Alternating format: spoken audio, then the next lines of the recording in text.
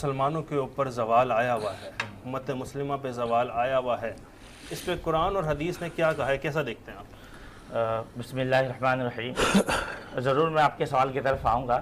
علامہ صاحب ماشاءاللہ گفتگو کر رہے تھے اور بہت مدلل انداز میں اس پہ ایک بات چھوٹی سی ایڈ کرنا چاہوں گا کہ آج فی زمانہ جو ہمارا مسئلہ ہے، نبی اکرم رسول محتشم صلی اللہ تعالیٰ علیہ وسلم جب آپ کے وصال کا وقت تھا تو اس وقت آپ کے پاس جدید 6 تلواریں تھیں۔ الحمدللہ تاریخ مورخ نے رقم کیا کہ جدید 6 تلواریں موجود تھیں، پر آج ہمیں صرف اور صرف یہ درس دیا جاتا ہے کہ جناب اخلاق پیش کرنا ہے، کوئی ایک گال میں اگر تھپڑ مار دے تو دوسرا گال پیش کر دیا جائے۔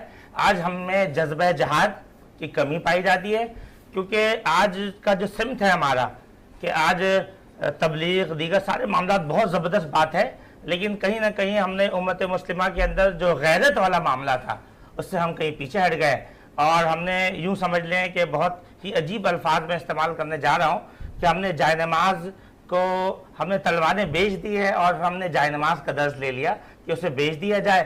جب ہماری عزتیں لوٹ رہی ہوں گی، کوئی یہ کہے کہ میری بہن کی عزت لوٹ رہی ہے اور وہ جائے نماز بچھائے اور بچھانے کے بعد 2 رکعت نماز پڑھے اور عزت لوٹ رہی ہو، اور وہ کہے اب نماز پڑھ کر میں اللہ سے دعا کروں گا کہ اللہ اس کافر کو تو نیست و نابود فرما دے، تو آپ یہ سمجھتے ہیں یا کوئی سمجھتا ہے یا ناظرین سمجھتے ہیں کہ اللہ کی مدد آئے گی؟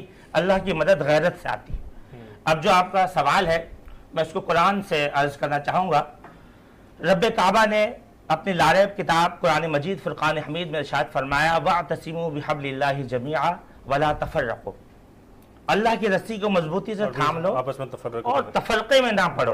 تو ایک تو بات یہ ہے کہ جب بھی ہم پر حملہ ہوتا ہے تو الحمدللہ ہمارا جو اتحاد ہے وہ الحمدللہ اتحاد ہوتا ہے، اور اتحاد میں کیا آپ سمجھ لیں کہ بین المسالک بین المذاہب اتحاد ہمیں دیکھنے کو ملا ہے اس جہاد کے معاملے میں۔ ہمارے ماں بہنوں کے ساتھ بڑی قربانیاں ہیں ان کی، لیکن ہر قربانی کا کوئی نہ کوئی صلہ ضرور ہوتا ہے۔ اللہ پاک نے فرمایا تفرقے میں نہ پڑو۔ حضرت ابو سعید خدری رضی اللہ تعالیٰ نے نبی اکرم صلی اللہ تعالیٰ علیہ وسلم سے ایک حدیث روایت فرمائی۔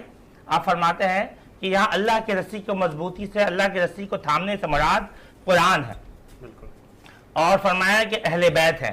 ہم نے اہل بیت کو چھوڑ دیا، ہم نے قرآن کو چھوڑ دیا، تو فرمایا وہ زمانے میں معزز تھے مسلمان ہو کر، تم خوار ہوئے تاریخ قرآن ہو کر۔ تو اصل میں قرآن کو ترک کرنا، قرآن کو چھوڑنا، یہ ہماری ذلت اور رسوائی کا سبب بن گیا۔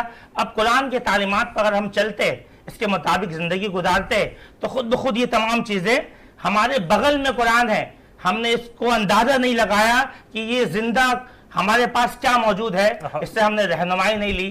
تو میں یہ سمجھتا ہوں کہ آج جو زوال کا سبب ہے وہ قرآن سے لا تعلقی ہے۔ قرآن کو ہمارے یہاں جو سجانے کا یا ہمارے یہاں جو رواج بن چکا ہے، وہ ہماری بہنوں کی شادی ہو تو سر پر سایہ دیتے ہیں۔ ہم یہ کیوں نہیں بولتے اس کا مقصد یہ ہے کہ اس سے میری بہن استفادہ حاصل کرے گی، قرآن و حدیث کے مطابق اپنی زندگی گزارے گی؟ کیا قرآن و حدیث کے مطابق زندگی گزارنے پر کسی کو جرت ہوتی، کوئی کسی کافر کو جرت ہوتی کہ وہ ہمارے مسلم امہ کی طرف بیلی نگاہ سے دیکھ سکتا؟ ہرگز نہیں ہوتی۔ لیکن یہ جو کمزوری ہے وہ قرآن پر نہ عمل کرنے کی وجہ سے ہے۔ اللہ پاک ہمیں توفیق عطا فرمائے، اللہ پاک نے ہمیں رہنمائی عطا فرمائی ہے، اللہ ہمیں نبی کے طریقے پر اور قرآن